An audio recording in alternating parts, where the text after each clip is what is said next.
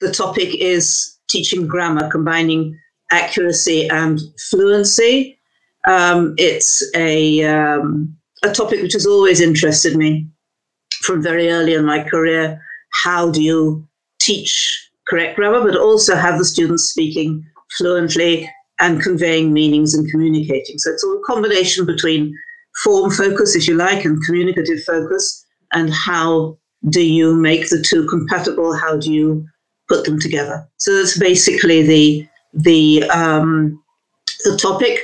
And I have to add before I start that the views that I'll be expressing in this webinar are my own personal ones, how I see the issues, and they're not necessarily mainstream ones or ones that you will come across in the professional literature.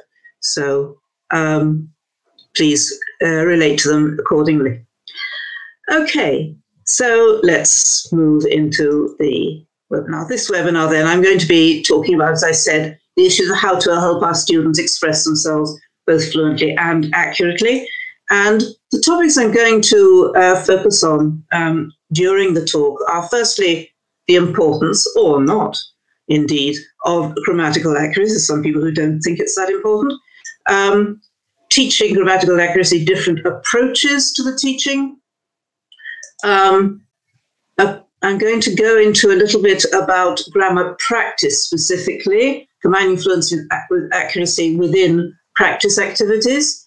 Error correction of spoken or written grammar I'm not going to deal with in this. This is a former version of this presentation which I should have corrected. I'm not going to teach the error correction simply because I don't have time in this presentation. And finally, a conclusion and my own sum up and general conclusions. Okay, right, let's move on. So the first topic will be the importance, or not. I can't get this to move. Can you help me? Right. Now it's moved and it hasn't moved. We had this problem last time, didn't we, that it moved forwards and back, not always under control. Okay, the importance or not of grammatical accuracy. Let's look at some of the debates. What is grammatical accuracy? Some people don't like the word correct. They prefer acceptable rather than correct. In other words, what people generally feel is okay rather than a textbook sort of top-down authoritative correct. There are some who would say, and I had this conversation with a colleague very recently, should you relate to learners' deviant forms as errors or as variants? I'm going into that. Spoken versus written grammar is another issue which I won't actually be dealing with in this particular presentation, but it's a very interesting one. Who decides whether something is standard usage or not? And talking a little bit about native speaker usages or international usages. And all these are debates that are going on. I'll be relating to some of them, not all of them, but it's a very wide and controversial area. Okay, talking about then inaccurate or accurate grammar. Would you treat the items on your screen as inaccurate grammar to be correct, in other words, mistakes, or variants to be accepted, and you move on, you wouldn't actually correct them because they're just a creative variant or a native speaker variant in some cases. So I'll pause for a second to let you write in any comments you have on any of these before I go through them and tell you what I think. Nadia says mistakes. Depends. Yes, obviously it depends on the context and situation. I'm talking about you are in the classroom, okay? The context I'm talking about. You are in the classroom, you have a class of, say, B1, B2 students. Would you treat them as mistakes to be corrected, or would you accept them as variants?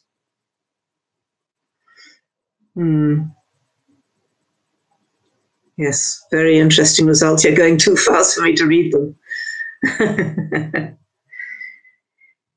Yes, okay. I'm going to move on and tell you what I think about each of them. she ain't here. Okay, she ain't here is a American or Cockney native speaker variant in spoken English, not really used very much in written, but in spoken. And you will hear it.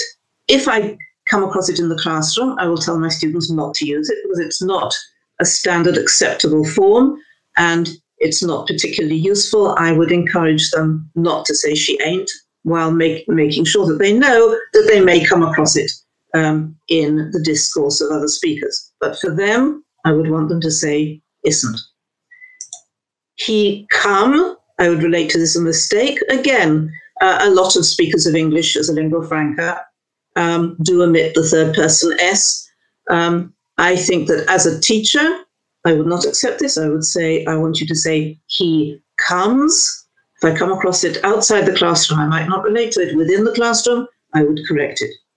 And the same applies to the people which. Again, it's a very, very common error, which I'm sure you've come across as well. As Otto says, acceptable as they don't interfere with their meanings. I'm not sure that the fact that they don't interfere with the meaning is necessarily the most important, well, it is the most important, but the only criterion. I think there are other criteria. The people which, he, come, she, it, here are all comprehensible. I still think that we should accept them, and I'll explain why in a moment. I am waiting here for hours is an interesting one. In a lot of other languages, including German, correct me if I'm wrong, you would say, I wait, ich warte, right?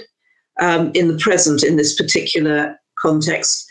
And this is true for a lot of other languages. French is the same, Hebrew, my second language, is the same. And only English and maybe Spanish use this I have been waiting, this present perfect form. And there is evidence that this, because so many other languages use the present here, because the present is actually a logical tense to use here, the language, the international language may be shifting, may be changing to allow the present tense in this context. Next one, that's correct, no. I remember as a young teacher, spending hours and hours spending in the classroom trying to get my students to correct what we call tag questions. That's correct, isn't it? We should go, shouldn't we? He isn't here, is he? And so on. But the tag questions are by their very nature used mostly in spoken language.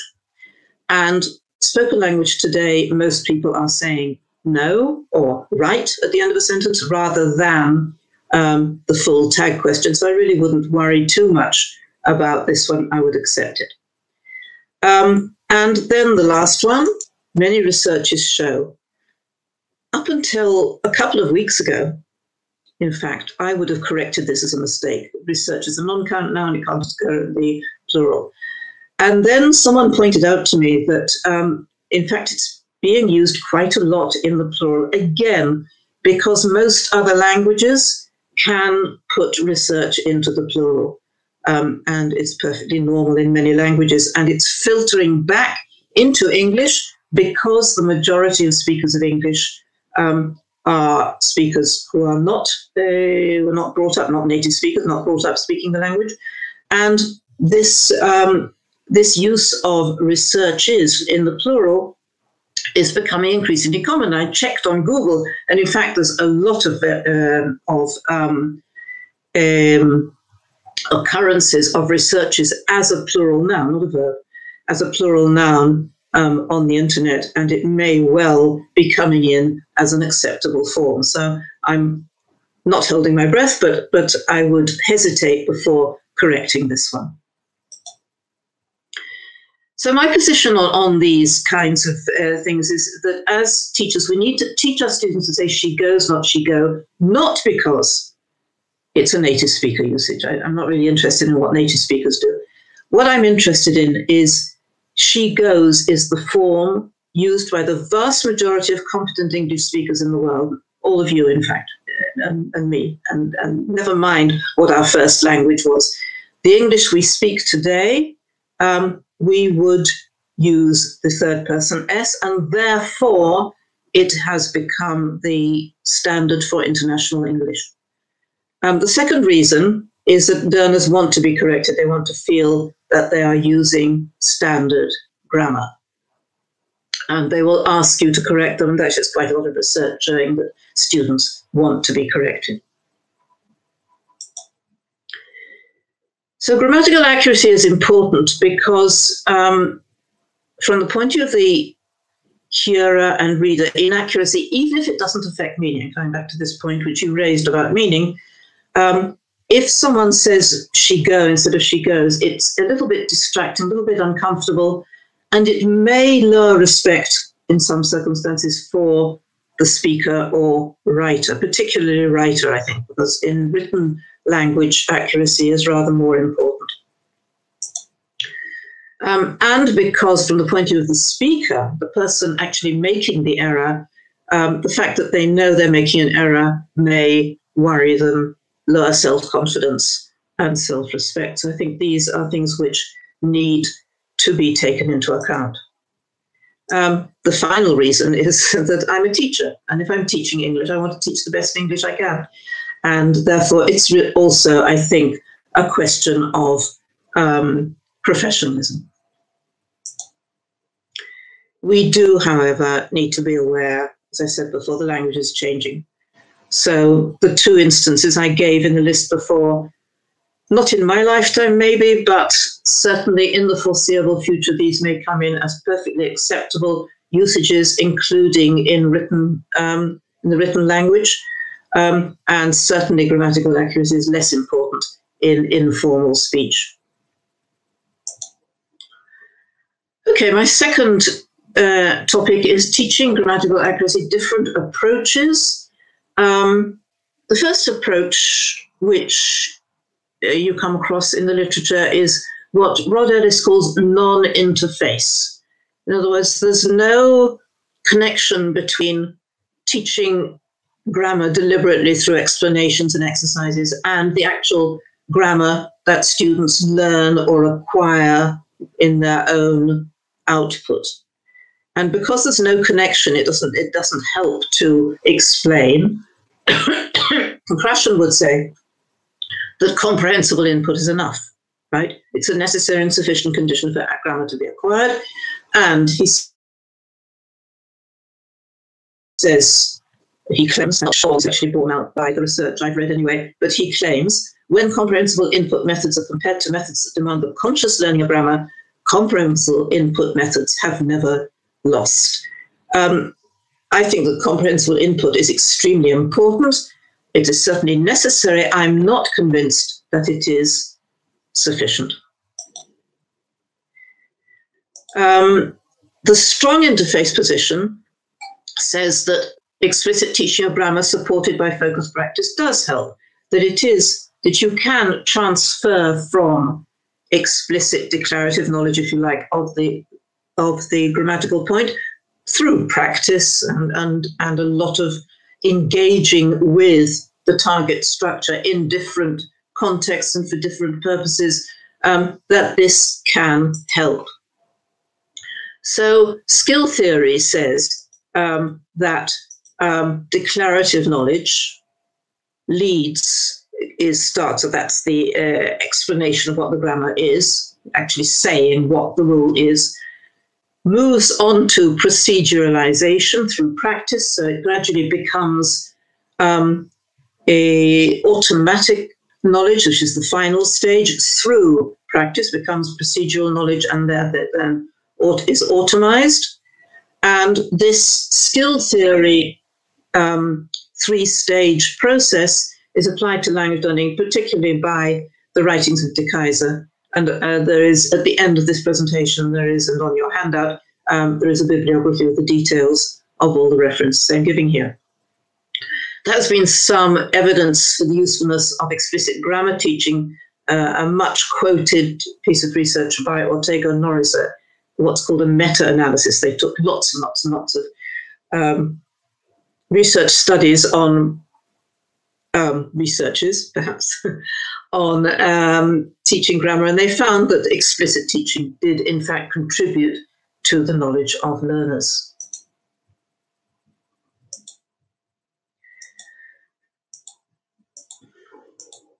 I'm trying to get onto the next screen. I hope I will do so in a moment. The third position is what's called weak interface, something between the strong, the non-interface and the strong interface. And this is mainly associated with the name of Rod Ellis, that you don't need practice. It's enough to have your attention drawn to grammatical features during a study of a text or during a communicative activity. Learners will acquire the grammatical features anyway according to a natural order of acquisition, and raising awareness of rules by talking about the rules, by explaining, by pointing out things, can accelerate such acquisition.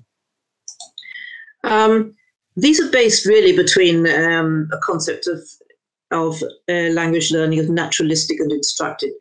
Is the way language is learned in the classroom the same as the naturalistic way we acquire our mother tongue, or indeed a second language in a total immersion situation, like if you go and live in a different country? Do we acquire it the same way in both places? And in my view, and the view of many others, it is not the same. In naturalistic language learning, input and interaction may suffice. In instructed language learning, it seems that you do need some formal instruction. This was particularly brought to the foreground of people's awareness by the Canadian studies on immersion programs. English-speaking children put into French schools, French-speaking schools, and totally immersed during the whole day in French-speaking lessons and interacting in French with their peers. And it turns out that at the end of their school career, they were still making basic mistakes, like in gender, for example, which a native speaker would not make. And Swain drew the conclusion that you do need some awareness raising or practice or some explicit teaching. Different sequences, then, if you accept that, yes, you do need some explanation, you do need possibly some practice, in what sequence should it be? Should you start off explaining the grammar and then practice it? Or should you expose students to the grammar in context and then explain it, or what? So the traditional one, PPP, presentation, practice, production, used in many classrooms and materials worldwide, and it's based on what I defined previously as the strong interface position, a sort of skill-based process. The teacher presents and explains the grammar presentation. The teacher activates the students in focused grammar exercises, that's the practice. The students use the new feature in their own production, that is production. And it's still used a lot today. It's condemned by a lot of people. Its advantages are that it seems like a logical sequence, right? It's sort of got some kind of face validity. You start with this, and then you do that, and then you do that. It looks reasonable, accords with skill theory and De Keyser's definition of the process. It's very convenient as a basis for materials design, and indeed, a lot of course books do use it as a basis for their units. Disadvantages, however, there are disadvantages. It's rather rigid. It may not fit an individual student's readiness. If you are teaching something and the student is not ready according to the natural order, or simply not advanced enough to cope with it, then it won't help them very much. You present and practice it, they won't be ready for it, they won't take it on board. It assumes a linear syllabus. You do teach one thing and then walk away from it, teach the next, walk away from it, teach the next, which may not be a very effective way of teaching grammar. It tends to overemphasize the accuracy, the presentation and practice stages at the expense of the third, the fluency. It can be boring. The other very popular model is something called focus on form, which is based on the weak interface position, which says, no, you don't teach and then practice and then produce. You do a communicative activity. You focus on a particular grammatical form because it comes up in the activity, or because it comes up in the text. And the focus is throughout on the communicative aspect of the procedure. Basically, the original form presented by Long, and you've got the reference at the end of this presentation, is reactive. So the idea is that the teacher notices repeated errors and takes time out to relate to the ground point, or she picks up a particular student error and at that moment in real time relates to it and discusses, or possibly responds to a student question about grammar. They're all reactive. The other possibility is the teacher, without any student making a mistake or asking, draws attention to a point that comes up in the text or the task. The advantages of this is that grammar is seen as a means to achieve meaning and fluency, so it's well within the context of communication. Clear focus on communication, it's flexible, more likely to accord with learner needs. However, there are disadvantages, may still not accord with an individual learner's readiness. If a learner isn't ready to cope with a particular point, then it won't help that you're teaching it through focus on form rather than through PPP. Does not ensure coverage of all the grammatical structures you want to make sure you teach. And if it's reactive, it puts in a rather heavy weight of a load of responsibility on the teacher to be able to respond in real time and present the grammatical point as needed. Various variations have been suggested by different people. Not reacting, for example, the first one, plan, focusing form, not reacting in real time, but preparing in advance. I'm going to respond to this particular item because this is something which they're likely to make mistakes on. It's going to come up in my text. Or even if it doesn't come up in a text, I'm going to take time out. This is Spada and Lightbound. Take time out occasionally to focus on a grammatical point, even if it does not relate to a particular communicative task. My position. Okay, I said I'd say what I think. I think these models are complementary rather than mutually exclusive. I think that effective teaching of grammar for fluency and accuracy should include incidental acquisition. So there's your comprehensible input and communicative tasks. It should include some explicit presentation and explanation of grammar. It should include, in my view, and I'm going to comment in my next section, it should include practice. Practice is not normally seen as a part of the focus on form process, which focuses just on explicit teaching and communication. And Rod Ellis indeed says that practice is probably not necessary. I disagree. I think that it is necessary in an instructional situation, not naturalistic, but in an instructional situation in the classroom.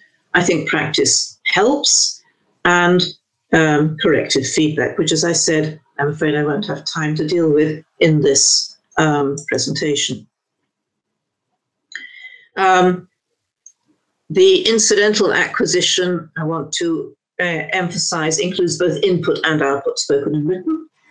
Presentation and explanation, both proactive and reactive. In other words, I might decide this lesson without any connection to anything else. I'm going to talk about the present perfect because it needs to be talked about, even if it hasn't come up in a particular text. And also, I will, if it comes up in a text, perhaps in a later lesson, react to it and present it again. Practice, and this is my next session I'll be talking about in a moment, and corrective feedback, immediate and delayed. So I'm going to talk about grammar practice then, combining fluency with accuracy. And the question is there a place for mechanical drills like this one? The teacher says tall, taller, comfortable, more comfortable. And then turns to the class and says small, and the student says smaller. Difficult, more difficult. Today, most people would say, no, don't use them. Wong and Patton, 2003, published an article which said, the evidence is in, drills are out. You can't have anything more clear than that.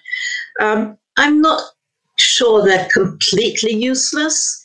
But before we come on to my view, let's look at these. Are these drills or are they meaningful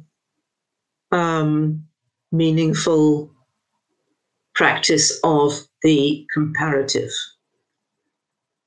Well, you tell me. Let's hear what you have to say. Are they? James says iteration, not repetition. I don't really know what the difference is, but okay. Drills, both.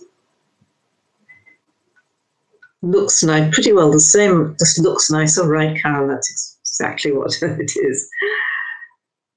You have a context, but does this make it communicative? Does this make it meaningful? Nadia says meaningless, and the following person says meaningful, no context.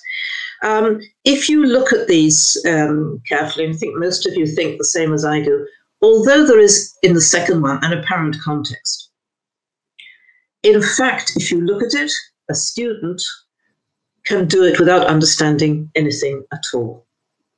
All they need to know is, it says use the comparative form of the adjective, all they need to know is that fast becomes faster, difficult becomes more difficult, big becomes bigger, and in the second one, expensive becomes more expensive, cheap becomes cheaper, and so on. I'm doing some Spanish in Duolingo at the moment, the online program, and a lot of their practice items are like this.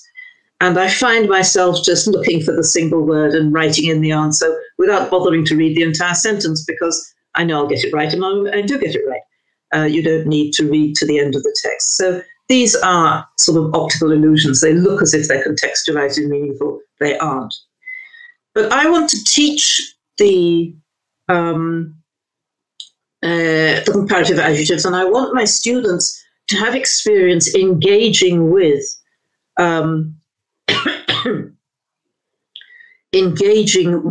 the target items, but meaningfully. So what do I do? If I don't do things like this, what do I do? Well, have a look at this.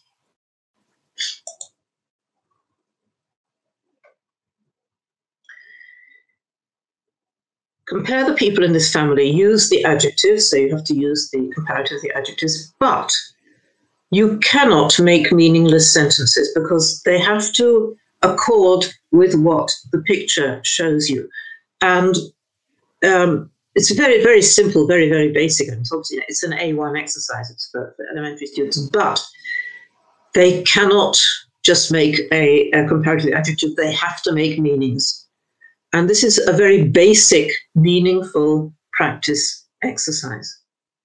Moving on to something a little bit more ambitious, but still asking students to engage with and produce the comparative adjectives is this one. Just have a look at it. I'm not going to read it out. You can read it for yourselves. I might ask them to do this in writing. I might ask them just to throw out ideas orally in a brainstorm in the classroom. I might ask them to do it in groups. But the point is that they are practicing the target grammar while making their own utterances and focusing on making coherent, correct, meaningful, and sometimes original and funny sentences. From this, then, you would move on perhaps to something which is focused on communication, where you don't know that actually the target grammar will come up, but it's very likely to, if you're having a debate like this, comparing things like computers are better than books or it's better to live in town than the country. they're likely to throw up a comparison, but they are essentially communication. Let's move on to a different grammatical structure, the present perfect. The same sort of idea that I mentioned before, getting students to engage with the present perfect. So I want them to practice the present perfect. And I'm quite open about it and frank about it. So think of a situation using present perfect to produce the reaction, whatever. So I might, for example, choose congratulations and say something like, I have just got married, or I passed my driving test, or something like that, which would elicit the answer, congratulations. The way I do it in the classroom is I ask them to write down ideas for sentences in present perfect, and then say them in the full class, and the rest of the class have to guess which reaction they were thinking of.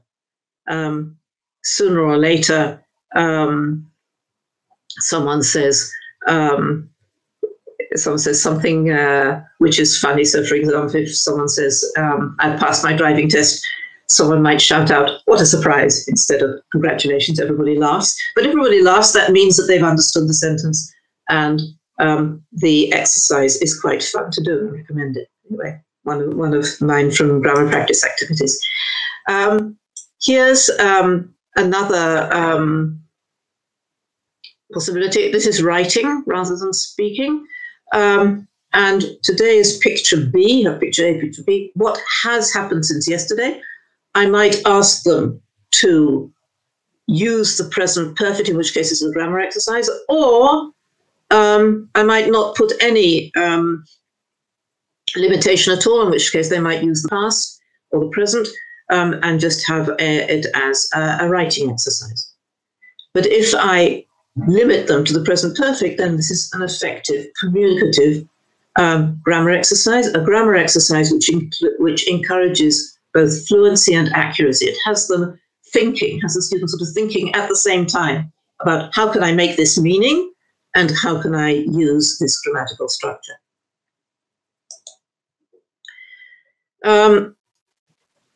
Accuracy-oriented textbook exercises are normally like this sort of not transformation exercises, but sentence creating exercises based on a limited choice. So this one is make sentences using the present perfect. Lena can't find her key. Lose. You have to say she has lost it. It's a bit better than the very form-focused comparative exercise I showed you before, but it's still not very interesting and very much focusing on accuracy, not fluency. However, supposing you take this exercise and you delete make sentences using the present perfect and instead say what has happened and delete all the verbs in parentheses or the verb phrases in parentheses. And it becomes this. What do you think has happened? And then, again, you get a brainstorm of all sorts of ideas. Why? What has happened so that Lena can't find her key?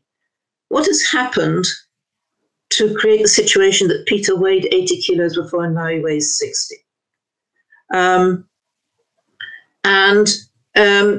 If I very much want them to practice the present perfect, then I will make the limitation. You have to say sentences in the present perfect. If I want to make it into a purely fluency exercise, then I'll ask them to suggest anything they like.